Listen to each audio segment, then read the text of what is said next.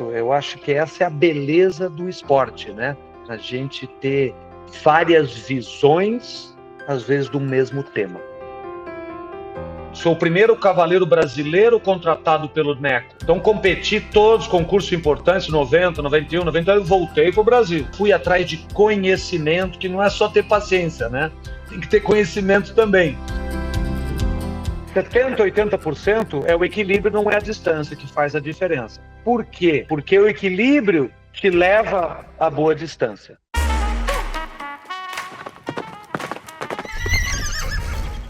Oi pessoal, tá começando o primeiro Claquecast de 2025. Nosso primeiro convidado do ano é o cavaleiro instrutor Ivan Camargo. Tem mais de 50 anos aí já no esporte, mais de 40 anos como profissional. Morou em diferentes países, né, trabalhando no ramo e já ministrou muitas clínicas. Tem bastante bagagem aí pro nosso papo de hoje. Obrigada por topar falar com a gente, Ivan. Eu que agradeço o convite, para mim é sempre um prazer e manter sempre esse contato com o Brasil. Eu que estou fora já há mais de 20 anos, mas não perco esse contato.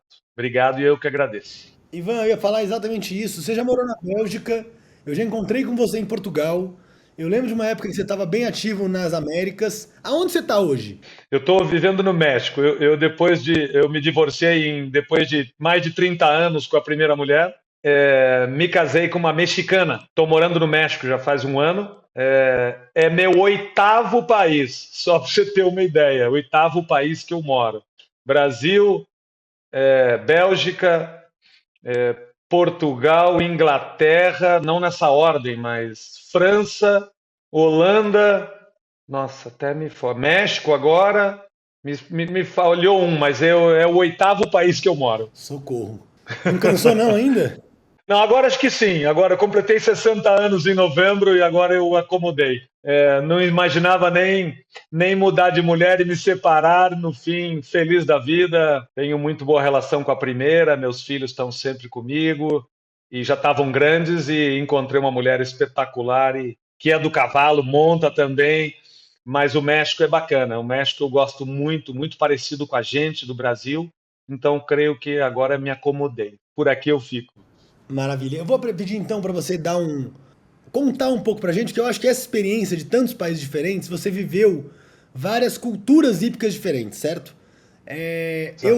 Das experiências que eu tenho de rodar um pouquinho por aí, o México ainda é um país que, embora tenha muitos bons resultados internacionais, bons cavaleiros nas provas fortes, ele é um país onde os grandes cavaleiros são grandes amadores com um grande poder aquisitivo que compram grandes cavalos. Não sei se ainda é assim, mas Igual. ele é um esporte que é comandado, entre aspas, pelos amadores. Perfeito. Então eu queria que você contasse um pouquinho do cenário do México e aí fizesse uma breve relação com esses outros países que você teve, quais são as grandes diferenças do mundo hípico de país para país ou de continente para continente. Sim, você tem toda a razão. A tua visão do México é muito acertada. O México, quando eu chego aqui, para mim foi até uma surpresa. Algo parou um pouco no tempo também, como todo o país na América do Sul. Salvo a Argentina, que era extremamente avançada, muito mais que o Brasil até talvez anos 80, morreu, ficou para trás. São homens do cavalo, pessoas do ramo, até mais do que a gente no Brasil, porque remonta décadas e décadas que eles são homens do cavalo, mas a equitação quase morreu, ficou parada nos anos 80, é um atraso tremendo. Montam, como toda a América do Sul, só o Brasil que na verdade evoluiu graças ao Nelson Pessoa. Então, o resto, todos os países, inclusive a América Central e México, a gente vê México, o grande poder aquisitivo e na mão dos ricos que compram cavalos, investem, vão para a Europa. Então você tem uma pequena bolha de alguns montando realmente bem, estão nos Estados Unidos, estão na Europa competindo, participam de grandes eventos, mas são amadores. E é uma grande diferença, você sabe muito bem, de um amador para um profissional. Montam bem, mas um bom amador. E de resto, a equitação também é bastante fraca, não evoluiu nada, tem poucos profissionais. Então, o esporte que ficou meio parado aqui. Os outros países, Europa não precisamos nem comentar muito, as pessoas têm ideia, né? Evoluiu, passou na frente de tudo, não tem nada comparável à Europa, a equitação é extremamente profissional. Estados Unidos também é bastante amador, são os mesmos cavaleiros de sempre, também não há muita renovação. As pessoas falam muito, o Wellington não é Estados Unidos. Junta todo mundo lá para competir em 3, 4 meses, mas não é Estados Unidos. A realidade americana é muito parecida com a nossa. O Brasil forma muito mais cavaleiro que os Estados Unidos, mas muito mais de uma maneira que não há nem como comparar. Não é nem que você vai comparar. Não, não dá para comparar. A equitação do Brasil é muito melhor.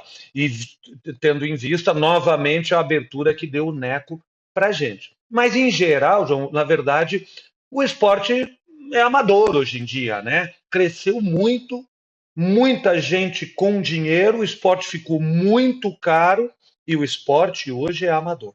Maravilha. É isso, a gente vê o Global do México, é uma experiência, né? É uma puta festa, é um concurso super badalado, requintado e tudo mais. O que é a realidade do dia a dia?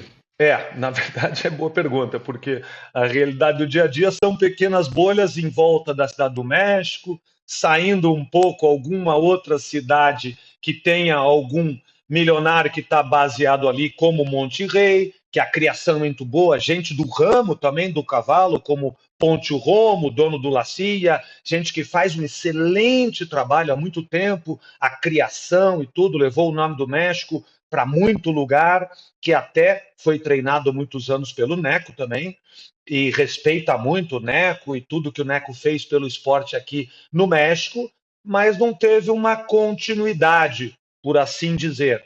Mas, sem dúvida, são pequenas bolhas que saem, não tem nada a ver com o esporte, na verdade, do México. Bastante parecido com Estados Unidos. Claro, Estados Unidos melhor? Óbvio, muito melhor, mas muito parecido à realidade dentro do país. É mais fraco, é mais Perfeito. fraco. E você se insere nessa bolha como? Hoje a sua função, o que é o seu, o que você faz aí? Claro que você é treinador, a gente entende, mas você tem uma estrutura, você tem um comércio, você tem algum cliente grande, o como você se posiciona profissionalmente nesse universo equestre?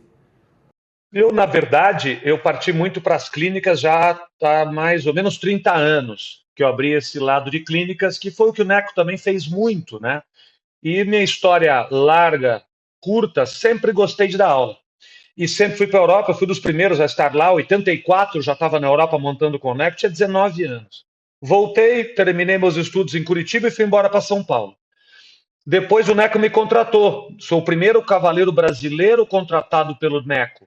Então competi todos os concursos importantes, 90, 91, 92, voltei para o Brasil. Me casei e fiquei. Mas essas indas e vindas que fazem os brasileiros à Europa trazem conhecimento e a gente acaba dando aula.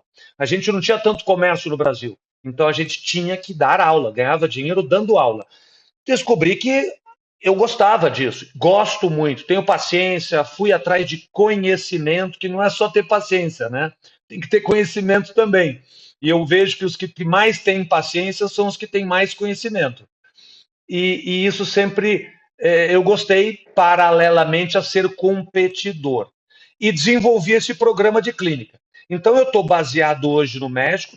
E aqui no México eu tenho trabalhado bastante, estou começando, tenho alguns cavalos novos, estou voltando a montar bastante, começando a iniciar cavalos jovens do Lacia que mandam para mim, tenho alguns clientes amadores jovens também montando, e minha mulher também que compete e salta, então já tenho um grupo bom de cavalos e de clientes. E aqui no México, como tenho chance de poder fazer as clínicas, sigo dando clínica, já cheguei a fazer 35 clínicas no ano, hoje já quero fazer muito menos, faço planos de 4, 5 em cada país por ano, um contrato anual, e sigo um modelo, um programa de clínica. Ivan, e como é que você faz, pensando nesse número, né, que é muito expressivo, 35 clínicas, como é que você faz para se manter atualizado? Qual que é a sua proposta para cada clínica? Muda dependendo do perfil? Qual que é aí a sua linha nessas clínicas todas? Na verdade, sempre a primeira vez eu tenho um plano de clínica igual, para a primeira vez que vou, sempre igual. Quero as mesmas coisas, consigo sentir como está o esporte, como está a equitação daquele lugar e das pessoas, e depois nas próximas vou incrementando, vou mudando de acordo com o que está apresentado para mim de equitação naquele lugar. Então aí tem um plano que vou dando sequência, dificultando um pouco, pedindo outras coisas, e que as pessoas vão entrando em um sistema.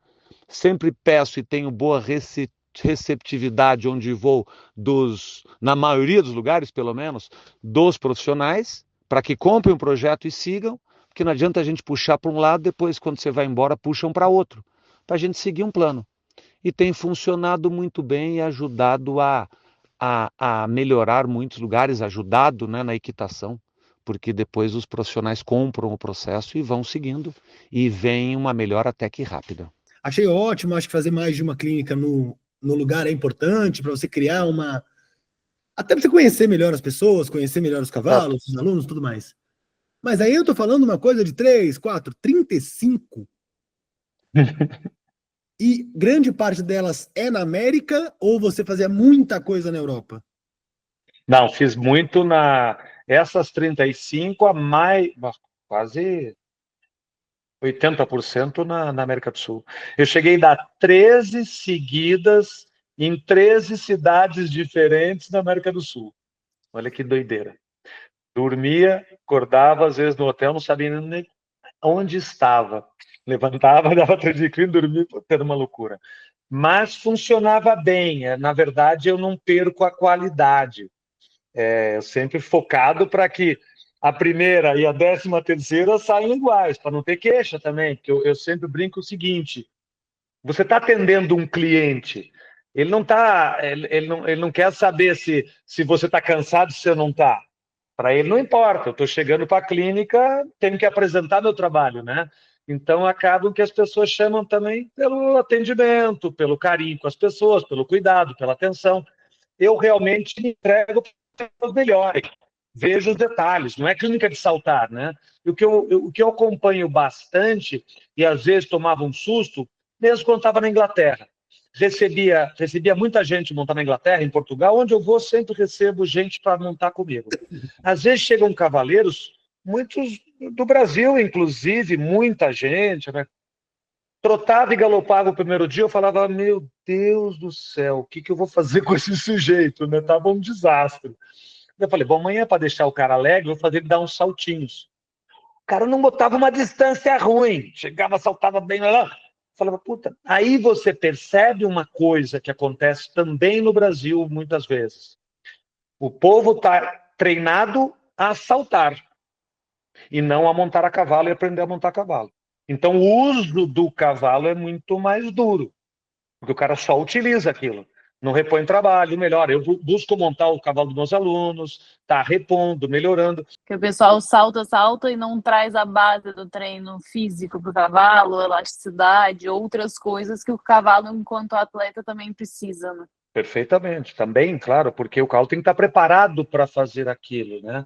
Então, às vezes, a pessoa está fora do movimento, o cavalo avança, toma na boca, aí ele reduz, toma na perna, cai nas costas.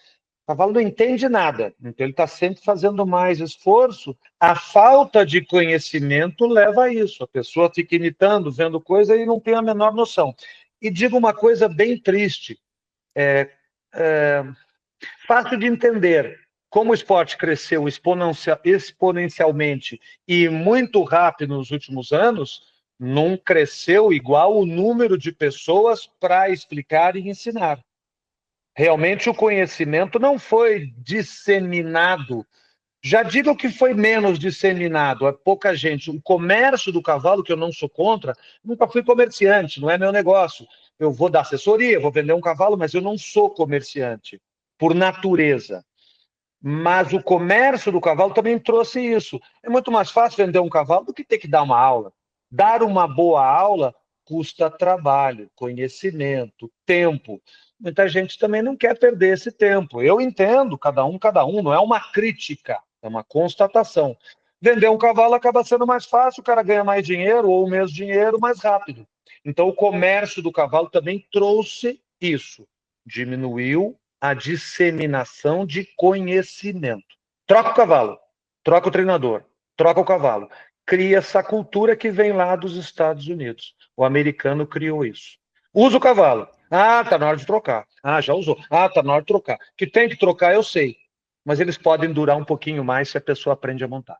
Ivan, a gente vê muito esse movimento que você comentou da troca do cavalo muito constante, às vezes da troca do sistema também, ou do treinador, nas categorias de base aqui no Brasil, né? E vendas milionárias para essas categorias. São, acho que, os cavalos mais valorizados do mercado. Você acha isso positivo? Você acha que... Qual que é a sua visão de mercado nessa parte da formação dos cavaleiros e nessas vendas que acontecem nesse estágio da categoria de base? Eu acho que acaba a troca de cavalo, como faz o mercado americano, quando começa hoje as crianças no Brasil, treina essa parte.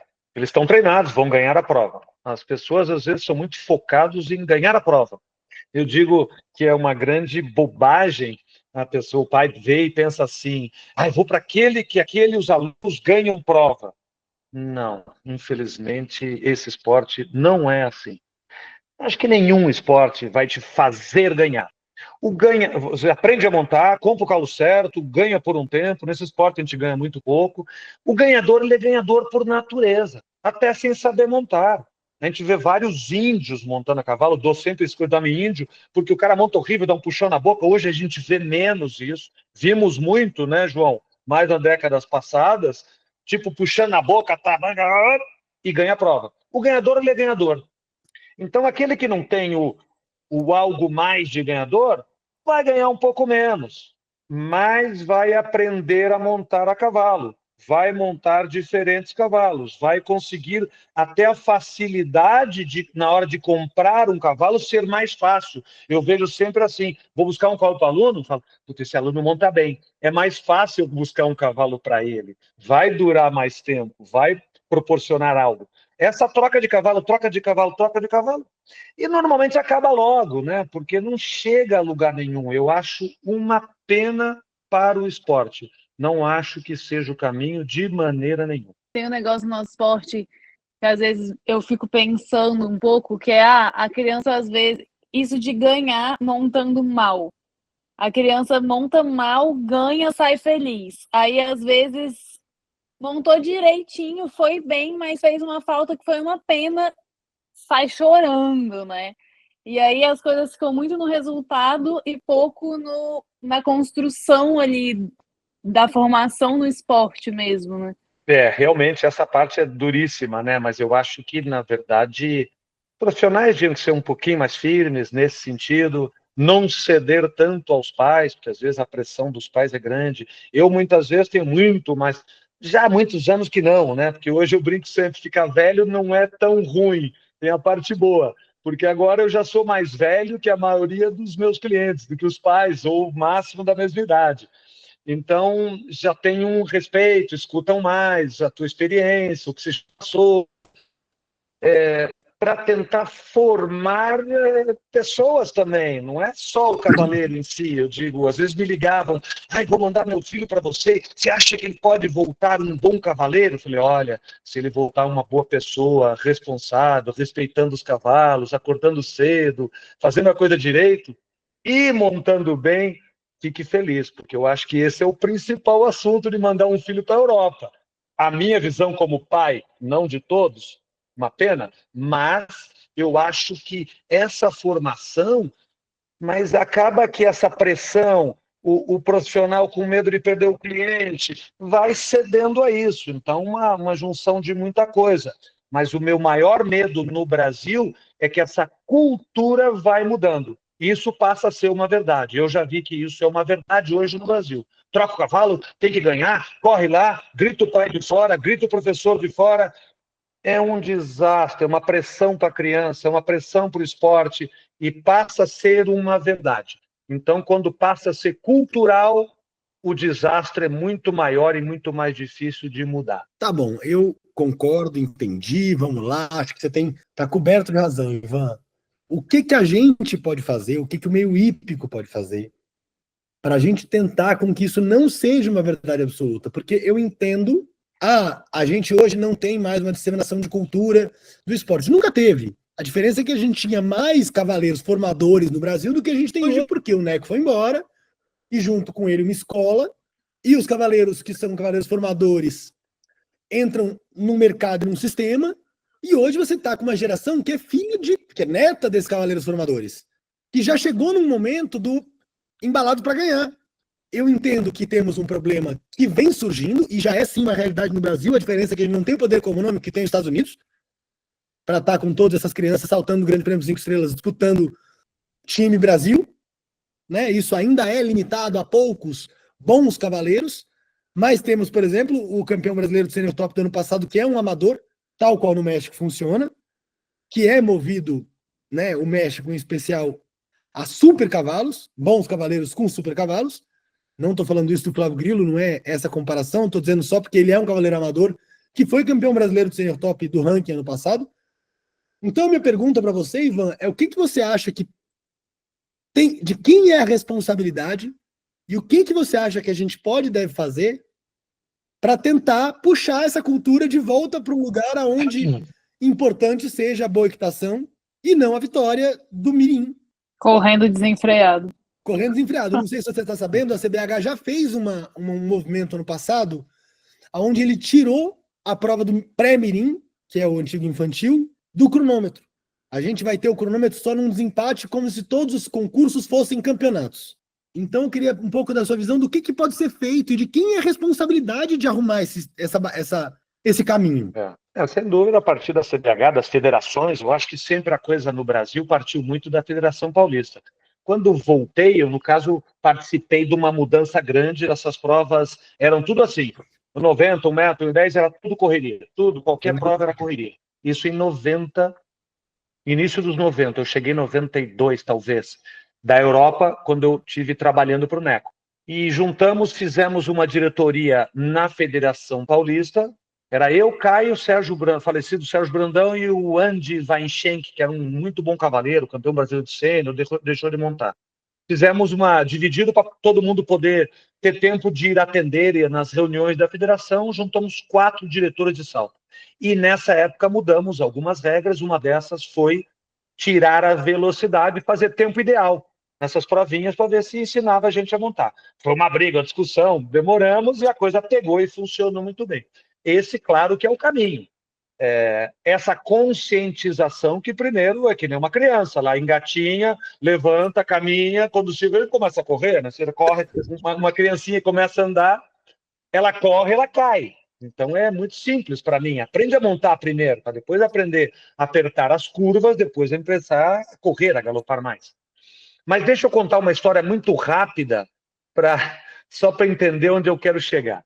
A Argentina era o top no mundo dos melhores anos 30, 40, 50, 60, até como país, potência mundial. Os cavaleiros iam para a Europa, ganhavam tudo até os anos 60. 60 em pessoa um pouco a derrocada. 80 já estava já muito mal. Eles não precisavam dar aula. Eles vendiam cavalo para o mundo inteiro. A Europa comprava, Estados Unidos comprava, então eles ganhavam muito dinheiro. Tinha cavalo de 6 anos fazendo grande prêmio, para vocês terem ideia. E não sabiam o que era com o que. Não tinha papel, não tinha nada. Eles não precisavam dar aula. Eles só montavam e competiam. Essa geração aí, depois, nos anos 60, 70. Então, tinha uma muito boa escola antiga, que passou para esses cavaleiros, que é uma geração acima de mim, que já estão com 70, 68, 70, 72, que não tiveram muita chance e muito interesse de passar. Poucos deram aula, porque eles vendiam cavalo. O que aconteceu? O esporte foi piorando, porque você cria um gap entre gerações de conhecimento. Brasileiro aconteceu o contrário. A gente não tinha comércio, como eu expliquei, íamos para a Europa, Neco dava e voltava, e assim íamos trazendo conhecimento, formaram-se vários treinadores e vários cavaleiros. Onde eu quero chegar? O Brasil tem muito cavalo e muita oferta de bons cavalos e das melhores criações do mundo hoje em dia. Se gastou muito dinheiro no Brasil com bons papéis, boas éguas, tudo. Então, nós temos muito cavalo. Como pararam de trazer um pouco da Europa, pelo custo, pelos impostos, pelo tudo que aconteceu, começaram a utilizar os cavalos brasileiros. Você vê num grande prêmio qual é a porcentagem de cavalo nacional. É muito maior do que o cavalo de fora. E excelentes cavalos. A minha preocupação é que vai acontecer algo que é cíclico na maioria dos novos países. Que isso vai entrar numa derrocada de conhecimento muito sem chance de dar a volta. Porque temos vários bons cavaleiros, o cavaleiro brasileiro é muito talentoso, uma garotada nova que a maioria não conheço, só vejo montar e finos a cavalo. Obviamente, devem ter pouco conhecimento, inclusive pela pouca idade, e por estarem só no Brasil, mas pilotaços, saltam, ganham na mesma, que isso independe, talento leva até um ponto, depois é conhecimento e talento, principalmente hoje. Mas eu acho que nós estamos perigosos.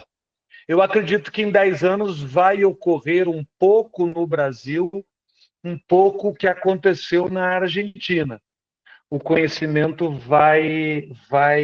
não vai ter muito o que fazer, eu vejo. É muito difícil, porque massificou, cresceu o número e há pouca formação. Então, eu sou um pouco cético nesse ponto. Eu não acho que tenha muito a ser feito, mas muito que vai ajudar mudar esse rumo do esporte. Eu tenho esse medo que em 10, 15 anos a coisa vai piorar muito em conhecimento. Você continua achando que a Europa é um caminho obrigatório, assim, para quem quer se profissionalizar, para quem quer estar em alta performance? Sem dúvida. Sem dúvida, só tem a Europa, não tem outro lugar. Tem que estar na Europa, é onde tudo acontece. Em alto nível, tudo que se descobre, tudo de novidade, a disputa, a quantidade de concursos, a quantidade de cavaleiros e cavalos, tem que estar na Europa. Não há outro caminho. A não ser que o cavaleiro não queira sair do Brasil e está ali, vive bem, se diverte e tal, mas vai ser Brasil. É mais complicado, sem dúvida. Na época que você foi, e aí o Neco, você até comentou que o Neco mudou o nosso patamar, e ele recebeu muitos brasileiros que são grandes nomes do nosso esporte, né? E eu acho que hoje isso deu uma diversificada já, né? Se hoje um jovem quer ir para a Europa, já não é mais para o Neco, que ele vai igual na sua época, na época que vários que a gente entrevistou aqui foram ficar com o Neco, né? Foi o Doda, quem mais, João, que contou? Gente, todo Doda, mundo. Cacarriba, do Lembro atrás, João Aragão. Todo mundo. Não, todos até essa geração aí foram. A Mas todo ponte mundo era passava Neco, pelo Neco. né? Hoje é Claro. isso, né? A ponte do Neco não é mais a mesma, porque temos outros, e o Neco também não está mais no mesmo momento que ele estava 30 anos atrás. De receber. De receber gás, né? É o que eu tenho. Claro. As experiências Tinha que eu seu tive lugar. com o Neco, as experiências que eu tive com ele é que se o Neco respira perto de você, você já aprendeu a colocar a perna de dentro numa curva, sabe? É meio bizarro a quantidade de conhecimento e de informação que ele passa por segundo numa conversa banal de beira de cerca. E ele formou essa outra geração que é quem tem que receber, né, esses novos jovens aí para continuar passando esse conhecimento aí que a gente teve a sorte de tê-lo com a gente. E aí eu acho Exatamente. que nesse processo que as coisas se perdem também, né? Tá certo, Eu acho que exato. tem uma coisa, Ivan, é um pouco natural isso, né? Eu acho que tem uma coisa, Ivan, que você está falando, talvez eu ache uma palavra para ilustrar. Eu acho que a gente forma muito cavaleiro. A gente tem formado pouco horseman, né? A pessoa do cavalo. É muito piloto, né?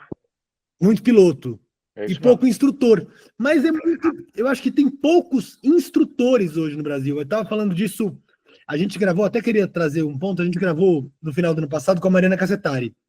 Ela falou, vou fazer e depois eu puxo o adendo do que a Mariana contou na entrevista, mas ela está falando da questão do tempo ideal que você trouxe agora há pouco, que ela acha que o tempo ideal é importante, mas que ele está errado. Porque hoje a diferença do tempo ideal do 80 A gente continua a 350 metros por minuto, com curvas abertas. Estou de acordo, total de acordo. Mas o que a Mariana estava falando é que é isso. Ela descobriu em algum momento que ela gosta de dar aula. Você gosta de dar aula. O que eu acho é que a maioria dos grandes profissionais, cavaleiros do Brasil, que são, consequentemente, os que têm muito aluno, não gostam de dar aula. Isso acontece, mas sempre aconteceu. Na minha época também teriam vários, tinham porque vem o cliente, pagam, mas o cara não gosta, não é o interesse dele. Então, mas eu vou te perguntar, você acha que o Neco gostava de dar aula? O Neco gostava, sempre gostou, sempre foi interessado. Sempre gostou. Formou um cara que tem, entre alunos, toda a vida, mais de 50 medalhas em campeonatos importantes. Não dá para não gostar, né? O cara tem que, para fazer bem, tem que gostar, né? Não tem muito jeito, né? Então, O homem não é brincadeira. Ele gosta, sim, ele gosta. Eu acho isso curioso. Dá aula até hoje. Eu acho que falta um pouco, o que tem faltado pra gente, são instrutores, pessoas que gostam de dar aula, que tenham vontade de dar a aula e não esteja, não em saltar a prova. Mas é que é uma coisa paralela, né? Eu sempre fui um cara extremamente competitivo e ninguém começa na escolinha para dar aula. Você começa lá na escolinha, como todo mundo, para competir. E depois você descobre certas coisas. Mas eu tenho... Aconteceu comigo, tá? Quanto mais conhecimento disso que você tem do esporte, eu sempre fui atrás, buscado, sempre fui um cara que interessado em aprender e ver onde está, e meu pai já me enviava desde garoto para quem... E tive sorte de ter excelentes treinadores. Quanto mais conhecimento você tem, eu acho que mais te desenvolve essa vontade de passar isso para frente. Porque eu sempre aprendi que conhecimento não é para guardar para você, né? É passar para frente. Mas eu acho que é muito calcado nisso. Aquele treinador, qual é a matéria na escola que você mais gosta? É aquela que o professor é melhor, normalmente, né? Você tem um puta professor bacana, que ensina, que é divertido, igual. É a matéria que você mais gosta. E nem sempre é matemática, que a maioria odeia. Tem um puta professor de matemática, você acaba gostando da matéria. Então, eu acho que o que me fez gostar disso é ter tido excelentes instrutores e que me ensinam de uma maneira muito clara e objetiva, realmente o que está fazendo ali montado.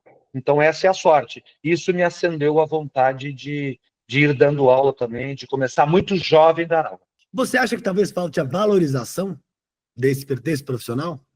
Acredito que sim. Acredito que sim. Eu não tenho queixa, porque como eu comecei muito cedo, há muito tempo, eu não tenho, assim, hoje, nos últimos 20 anos, uma queixa para te dizer, não me valorizam. Não, eu não posso reclamar. As pessoas me chamam, me buscam, eu não tenho nenhuma queixa.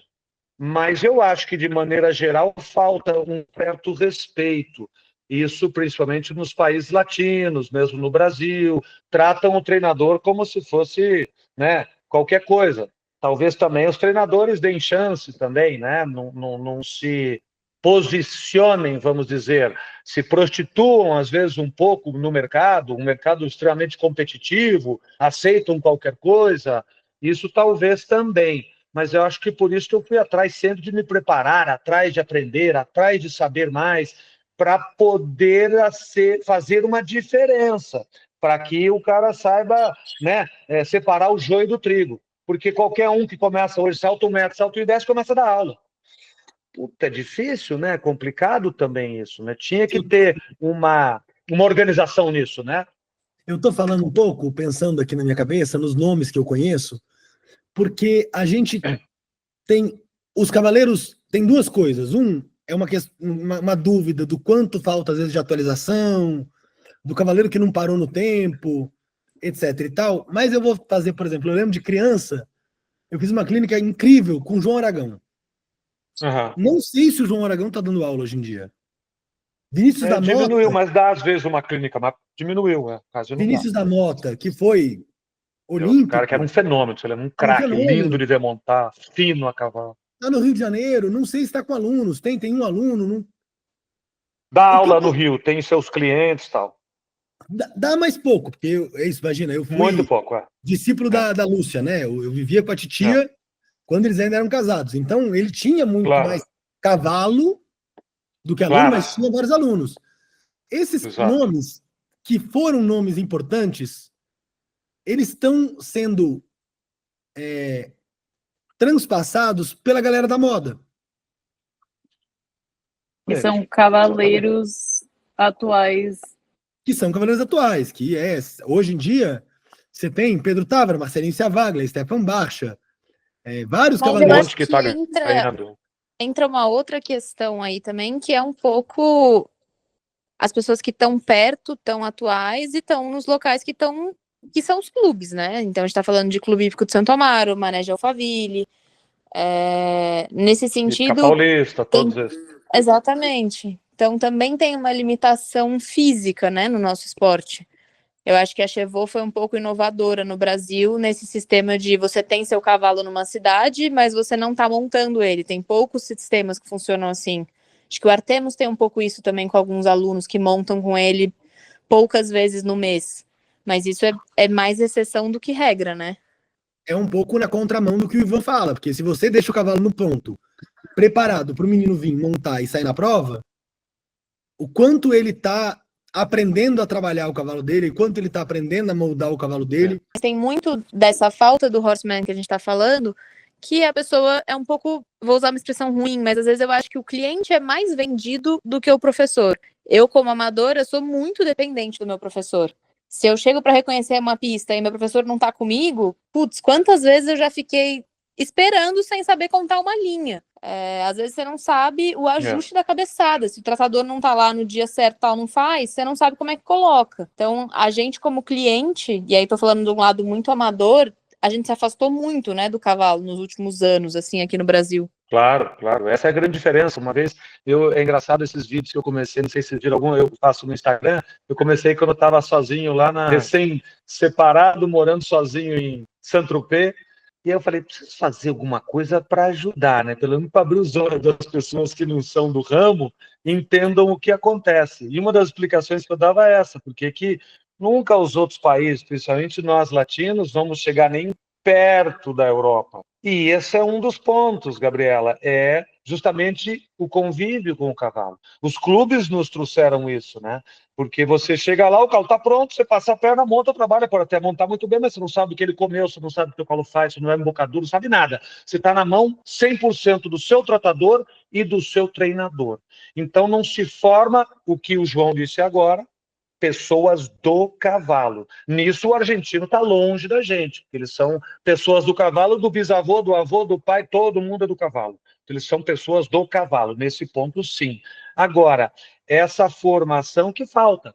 Falta, muitas vezes, é cômodo para o treinador, é muito mais fácil, acaba sendo essa cultura, é cômodo para quem monta também, você chega ali, às vezes sem tempo, monta qual salta, mas não desenvolve. Os jovens que vêm vindo, aqueles que podem até querer um dia ser profissional, você não prepara muito bem para isso, né? E isso que no final faz toda a diferença, saber o que está acontecendo. Chegar ali, eu brincava sempre, cheguei da Europa nos anos 90, é o que tinha mais aluno em Santo Amaro, na Paulista, e competindo, um monte de cavalo.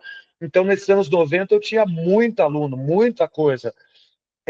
Mas eu criava eles como eu brincava sempre. Eu crio vocês que nem filho, para a vida. Vamos lá, caminhamos aqui, estava sempre junto como quando podia, mas se eu não estava, cada um sabia. Ia na cocheira ver seu cavalo, tratava. Então, criei um monte de treinador, porque eu cheguei com aquela mentalidade europeia. Então, isso ajuda muito, porque é muito cômodo ter o cliente na sua mão. Muitos fazem de caso pensado, outros simplesmente fazem porque é assim. Ivan, eu vou dar uma rodada nessa entrevista, porque eu acho que eu queria que você falasse um pouquinho. Primeiro, é uma pergunta muito besta e muito básica, mas eu acho que tem muita gente que não entende o que é o conceito. O que é e para que serve uma clínica? Clínica, normalmente, é a apresentação de um sistema. Eu acho que essa é a parte mais importante. Muitas vezes eu vejo pessoas venham sempre com um cavalo que você consiga montar, consiga praticar. E a ideia é que você consiga fazer os exercícios, entender um sistema, para ter um programa e ter um horizonte, ter um caminho, pelo menos. Então, a clínica ajuda muito nisso. a apresentação de um sistema.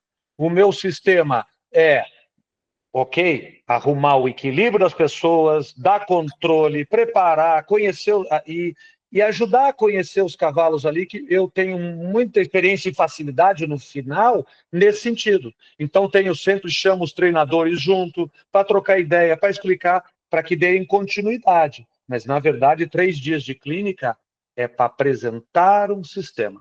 Não para inventar, tá trocando embocadura, tá complicando a coisa.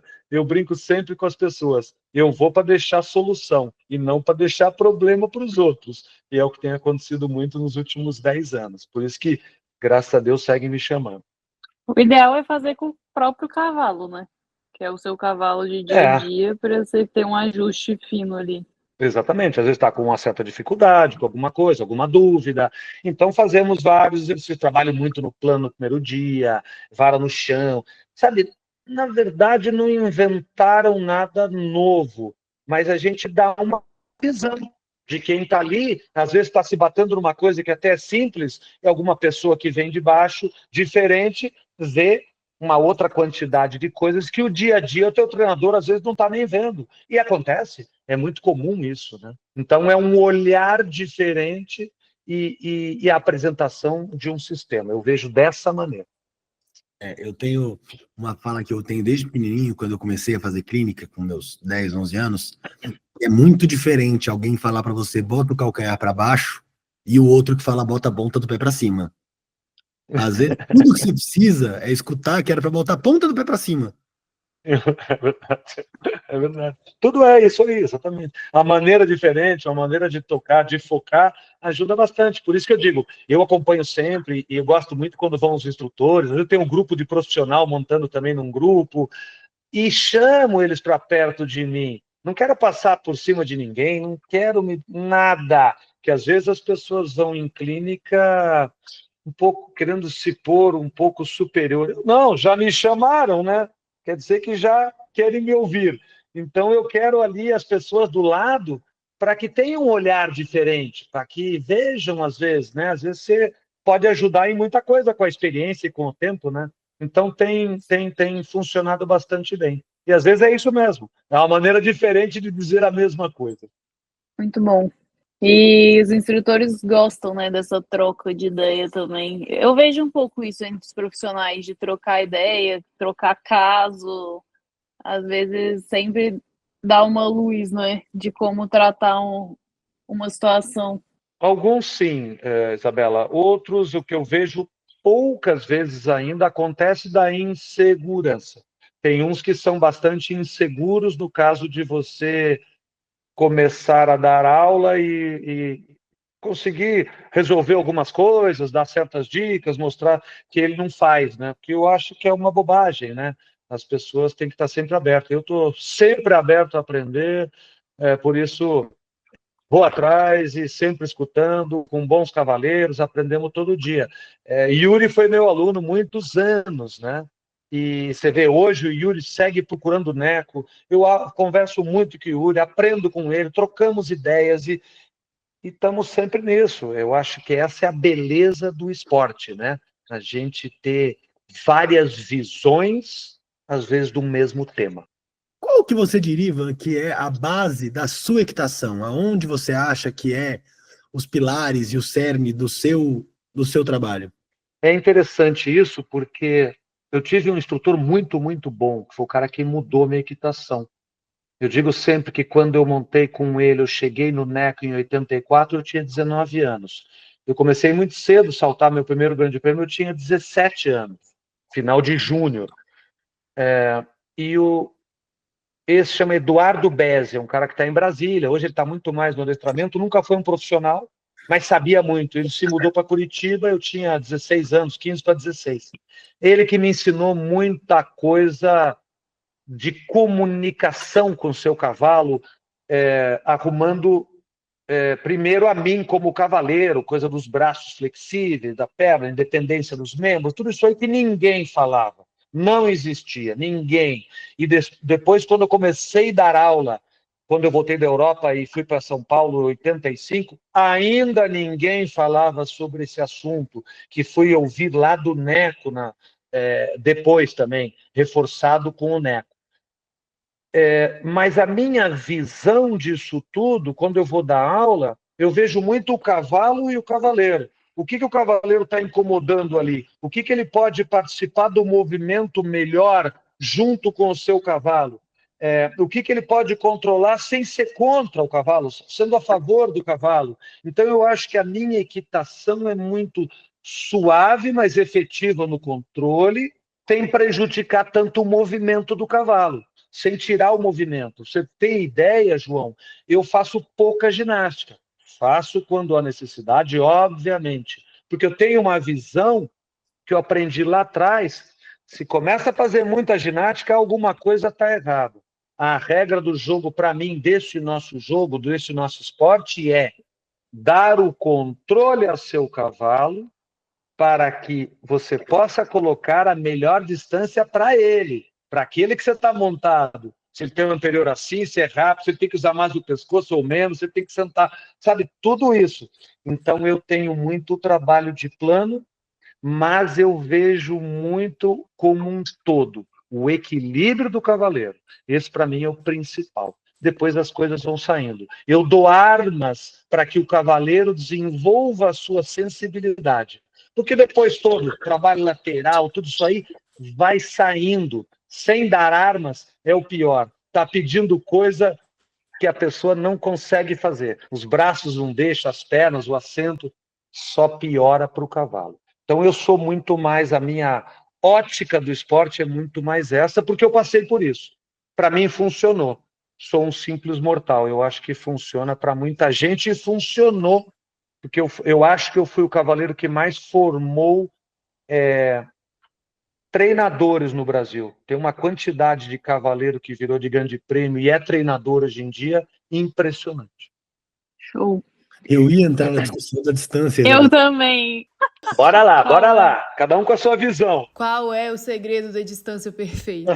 Sim, isso é uma discussão. Em alguma conversa nossa, alguém estava falando, não, eu consigo fazer o cavalo pisar aonde eu quero. Eu falei, bom, se você consegue fazer o cavalo pisar onde você quer, não existe nenhuma chance de você errar uma distância. Porque, para mim, a distância é uma decisão arbitrária. Você olha e fala, o cavalo tem que sair dali. Se o meu cavalo tem a espada boa, pode ser mais perto. Se meu cavalo é um cavalo potente, eu vou afastar um pouco mais.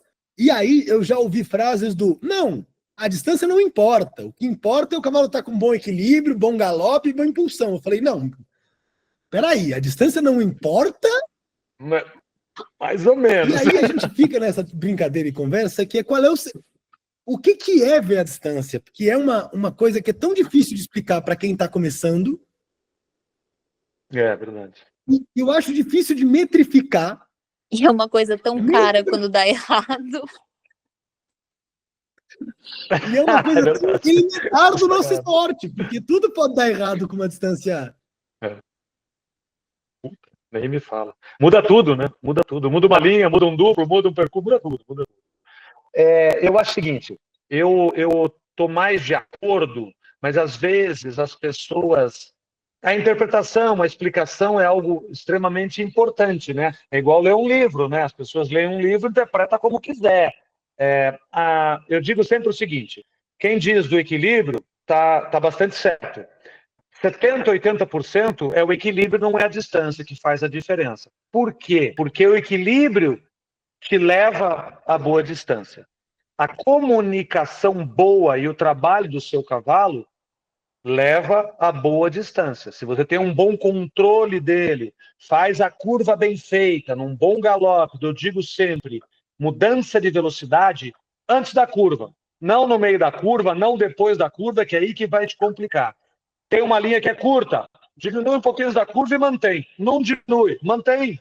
Manter não é diminuir, nem empurrar, nem crescer, mas toma a decisão antes da curva. A chance de chegar numa boa distância é sempre maior do que a má distância. Agora, vocês vão me perguntar, tem o estresse, tem o nervoso do cara em frente ao salto, tudo isso aí conta também. Porque está muito, eu digo sempre, está relacionada com a Até porque curva manter, e a frieza Esse do nego, né? manter, esse fez a manter curva, é o não problema. viu nada, manter. Eu acho que não tem nada pior para o amador. Exato. Mas aí que é o ponto. Então não é a distância, né? Não é só a distância. É o problema da frieza e tranquilo. Ou você acha que a gente também está galopando um desempate a 1,50 m, 1,60 m, faz uma curva para trás, está tudo pronto. Às vezes você vira e tá ruim. Segura na espada, ajeita, melhora e vai. É a frieza que te faz leva a isso. E vai chegar. Porque essa é a comprovação. Mas o que eu digo do equilíbrio é bastante interessante. Pensa bem, vão no paddock da prova de 1 metro, de 90, de 1,10 e vê onde está a batida de saída de cada salto. Está super marcado o mesmo lugar sempre, né? Todo mundo chega bem igual? Obviamente que não. Então aí está o equilíbrio. O cavalo se freia para bater ali, senão ele atropela o salto, chega o último lance longo. O cara monta de longe, o cavalo dá aquela crescida, bate no mesmo lugar e sai espichado o salto. Então é o equilíbrio. Se você vê tudo marcado, o mesmo salto na prova de 1,10 m, 1,20 m, com certeza em 1 m, 90%, cada hora é uma chegada. Mas o cavalo busca a mesma batida no mesmo lugar. Então não é a distância propriamente, é o equilíbrio como chega o último lance. Então, na verdade, é muito mais o equilíbrio do que a distância propriamente dita. Essa é uma boa coisa para pensar, para dar uma olhada. Tem Quando muito você jeito. diz equilíbrio, você está querendo dizer o equilíbrio do cavaleiro ou do conjunto num mesmo ritmo? Esse equilíbrio. Você não criar o desequilíbrio, vamos dizer. Quando você vem galopando e você corre para o salto, você desequilibrou o cavalo. Quando você vem galopando, você puxa para trás que está ruim. Você desequilibrou o seu cavalo. Eu digo, essa rasteira que você dá no cavalo é igual você dar a mão para um amigo, tem uma valeta aqui. Eu dou a mão para ele estar do lado de lá. Tá ok, João? Venha, pula. Quando você vai pular, eu solto a mão. Falei, pô, Ivan, você vai me derrubar. Você sabe que eu estou brincando com você, te sacaneando. O cavalo não sabe. Cada hora é uma rasteira. Ele vem galopando, a pessoa não entende porque ele refuga. Ele refuga porque é igualzinho está fazendo com ele. Vem galopando, ataca. Vem devagar, puxa. Já pensou a confusão do pobre cavalo? Então esse que é o ponto que eu digo. Isso chama-se equilíbrio também. Agora, se o cavalo está bem montado, relaxado, empontado... Olha, é até engraçado de ver o último dia de percurso que eu faço nas clínicas, a diferença das pessoas do primeiro dia para o último. Tem gente que até parece que sabe montar. Eles mudam completamente é verdade, porque eles mudam completamente a visão. O cara relaxa, se acalma, confia, o cavalo apoia, não perde isso.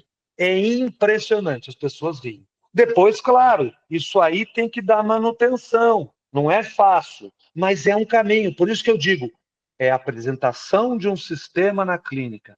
Muda completamente. Não muda embocadura, às vezes monto um cavalo outro para dar uma ajuda, mas não fico trocando embocadura e tal, e mete... Não, raramente. Boto, às vezes, um martingale fixo, ajudo no controle. Eu entendo que as pessoas entendam o que elas estão fazendo ali. Essa é a diferença. Eu acho. Adorei essa clínica online, Ivan. Tem que fazer uma agora ao vivo, para eu comprovar, porque eu gosto de comprovar. Com o maior prazer. Eu acho sempre difícil. Essa discussão da distância, para mim, ela é sempre maravilhosa. Próxima vez, não vamos falar que a pessoa não tem distância, ela não tem equilíbrio e falta frieza. Mas muitas vezes é isso mesmo. Muitas vezes, são poucos cegos, tá? Eu tive poucos cegos. Poucos. A porcentagem Cegos é muito reais, pequena. né? Cego. O cara sai galopando, ele não tá vendo nada. É difícil uma pessoa assim. Eu já vi, mas é difícil. E não tem nada pior pra gente, eu acho, para o amador, que é a hora que o profissional fala, tá pronta! Ai, você matou, não viu né? essa. Eu tô vendo todas as outras, eu tô vendo um lance a menos, eu tô vendo um lance a mais, eu tô vendo essa duro. que ele viu, eu não vi ainda. Mas tudo é preparação, né? A preparação quietinho. também. Mas é tudo preparação, porque muitas vezes as pessoas vêm galopando, porque vê um profissional montando quietinho ali e tal, sai galopando, tudo sai, flui. essa preparação na curva, antes da curva, porque o cavalo esteja um pouco querendo ir, ou se ele arrasta você, que você prepare antes para que ele não te arraste. Tudo isso conta, né? Porque o que você quer na frente do salto? Que o cavalo esteja em comunicação, te espera, mas não muito. Vá, mas não muito. Essa é a hora da boa distância, de acordo? É essa a hora que você se sente bem. Então tem que aprender a preparar isso. O cara tem que aquele estar a cavalo cavalo para positivo aprender a na fazer medida isso. certa. Ele tá te puxando, É, porque se ela estiver longe, é, você abre um mas pouquinho dele, esse, ele busca. Se ela estiver muito, é, você encosta um pouquinho, só, ele vem. espera um pouquinho, é lindo, né? Mas essa é a ideia. Por isso que eu digo, claro, tem poucos divinos que com dois puxando, não sei o que, o cara pica, pica a nota de 100 que está no chão ali, sempre igual. São poucos divinos, os outros aprendem. Eu conheço cavaleiros espetaculares que aprenderam, que sabem do sistema, põem o cavalo e acabam tendo mais sucesso que esse que era um super talento. Que eu vejo cavaleiros desses que acabaram cedo, que eram ganhadores, que era aí na boca, na embocadura, nunca trabalharam. Acabou cedo a equitação de alto nível.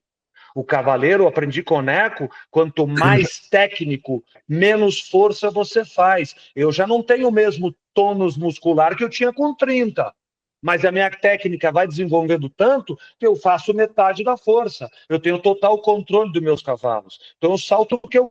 Volta um pouco na fala que a Mariana falou, né, Isa? Do ganhar o corpo do cavalo, Sim. dependendo. Chega uma altura que você precisa do corpo isso dele. aí. Não adianta você ter boa distância e bom Exato. galope. Não importa. Minha mulher sempre, minha ex-mulher, né, a Priscila, que era do cavalo, sabia muito, depois montou comigo, danada, sabe muito de cavalo. E às vezes eu chegava bravo em casa, faltava o grande prêmio, fazia 4, faltava outra prova, fazia 4, e chegava bravo, né? Eu sou um péssimo perdedor, péssimo. E aí ela chegava em casa, tá brava com o quê? Você achou que ia ganhar com esses cavalos? Eu olhava com uma cara assim, né? Ela tinha razão, né? Porque estava tudo 10 centímetros acima do que devia. Já estavam saltando muito bem. Ela dizia, Ivan, o seu trabalho, a maneira que você faz, os cavalos dão sempre mais.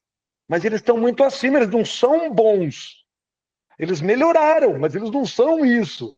E ela tinha toda a razão. Então, o meu trabalho sempre foi calcado nisso. Facilitar a vida dos cavalos. Então, o cavalo se entrega muito mais para você. Porque eu trabalho o corpo, eu ganho o corpo do cavalo. A boca também, mas vem depois. A boca melhora quando você ganha o corpo. A pessoa monta e puxa na boca e puxa na boca. Fica difícil. O Cabral fala muito Então, isso, né? Eu acho legal essa fala dele. Ele fala, olha, é importante saber resolver o problema, mas evitar o problema é melhor ainda.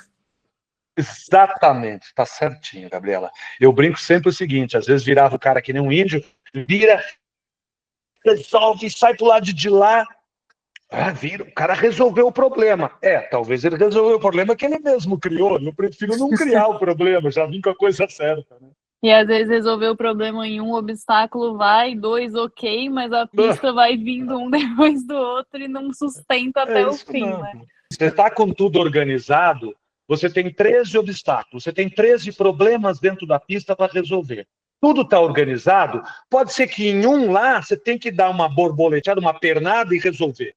13, impossível, não dá.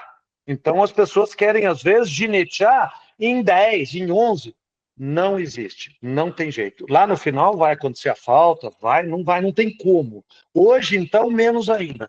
Na minha época, comecei anos 80, se saltava um aqui, fumava um cigarro, tomava um café, saltava o 2 lá no final da pista, tomava outro café, saltava o 3 lá do outro lado. Era enorme, tudo isolado. Era outro esporte. Tinha outras dificuldades que os cavalos também eram ruins. Então era outro esporte. Hoje não dá mais. Tem que estar tudo de acordo. Ivan, eu vou aproveitar que você falou agora disso e trazer uma outra coisa que durante muitos anos foi uma verdade, pelo menos quando eu comecei a montar, embora, né, eu não seja assim tão experiente quanto você, tinha uma coisa de que a gente tinha uma ilusão de que, porque isso para mim entra um pouco de encontro com o que a gente começou a falar dos grandes cavalos e desses super cavalos sendo vendidos. A gente viveu uma época onde falavam que o cavalo ruim ensinava a gente. Não, tem que montar cavalo ruim, porque aí ganha garra e não sei o quê, e borboleteia e passa não sei o quê.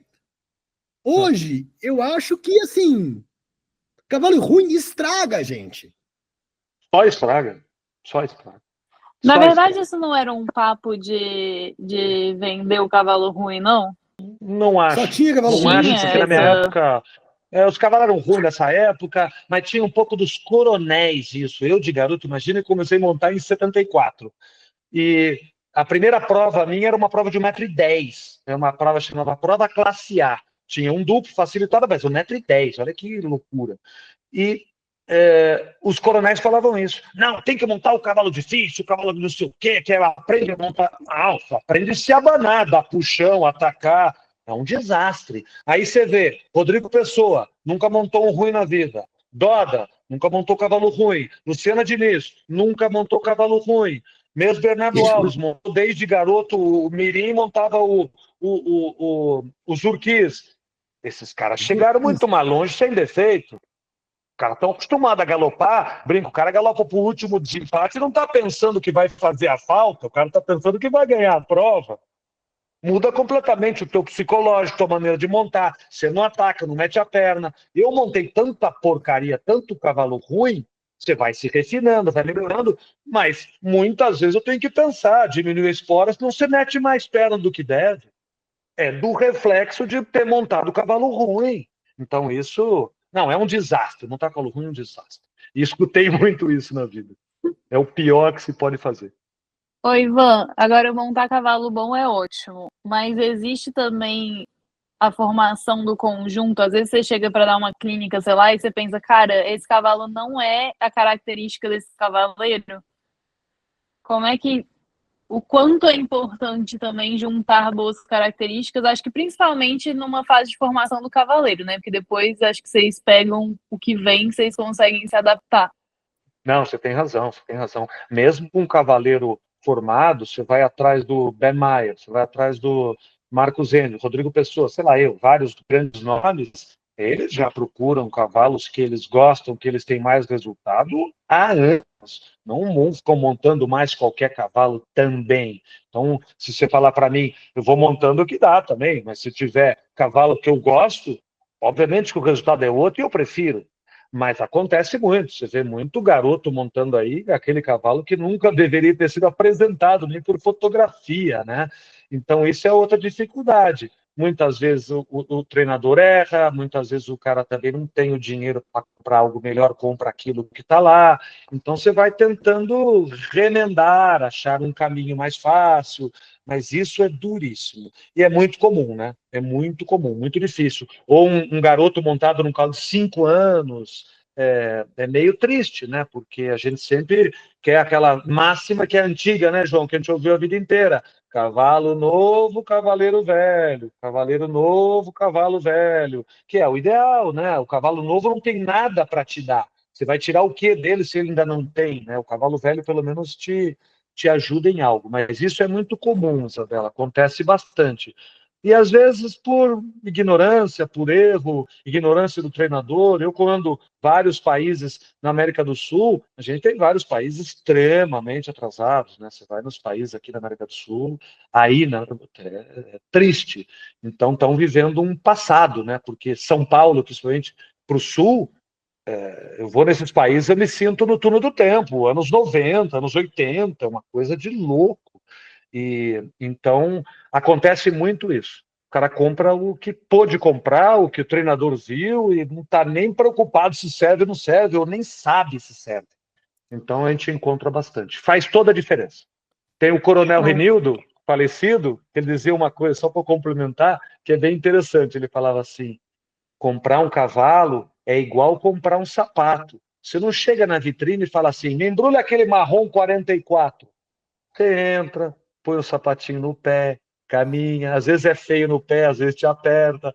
Cavalo é igual comprar um sapato, tem que servir para o seu pezinho, senão não adianta. Muito bom. Ivan, para a gente encerrar, uma novidade aí que a gente vai trazer esse ano, a gente queria ouvir do entrevistado desse episódio alguém que você acha que é uma referência, que você curte trocar ideia, um nome que você acharia legal da gente trazer aqui também para fazer um episódio do ClarkCast.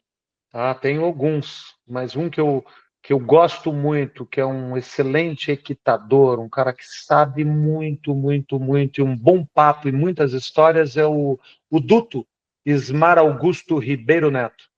Além de um grande amigo, montei muito e tenho grande admiração por ele. Esse cara é um que deveriam buscá-lo, porque é daqueles que eu digo que vão ficando esquecidos, principalmente formador de cavalo novo. Vale a pena. O Duto é um que vale a pena. Deve estar em Campinas. Tá em Campinas. Eu tinha certeza que você ia falar o Neco. Eu quase apostei. Ah, mas o Neco é muito comum, esse é óbvio, né? Esse não Gostei, precisava não foi nem, óbvio. né? Gostei. O Ivan, Neco, para mim, já... Eu pensei em alguém no Brasil aí que as pessoas falam um pouco, né? não, com certeza achei ótima a indicação. Queria agradecer, Ivan, pelo tempo. Vocês têm um conhecimento tão magnânimo para tudo. Isso não chega. Não sai da beira da cerca. Não chega no amiguinho do lado. Então, queria agradecer a presença, porque eu acho que a ideia desse projeto é trazer, sim, para todo mundo que for possível, mais conhecimento. Você começou o programa falando que falta a gente ter conhecimento, e acho que a ideia do ClaqueCast é que a gente dissemine cada vez mais conhecimento. Então, obrigado pelo seu tempo. E quando você vier para o Brasil, avisa a gente para a gente tentar tirar a prova se a gente consegue terminar a clínica montando direito ou menos cegos. Mas é um prazer, eu que agradeço Mais e frios. parabéns mesmo por esse trabalho, acho muito legal o trabalho de vocês, fico muito contente e uma honra sempre participar e ser um dos convidados. Espero que a gente possa se encontrar logo aí para eu provar e comprovar para vocês que é possível. Tá ótimo. Muito Show, obrigado. Ivan. Obrigada. Obrigada, Ivan.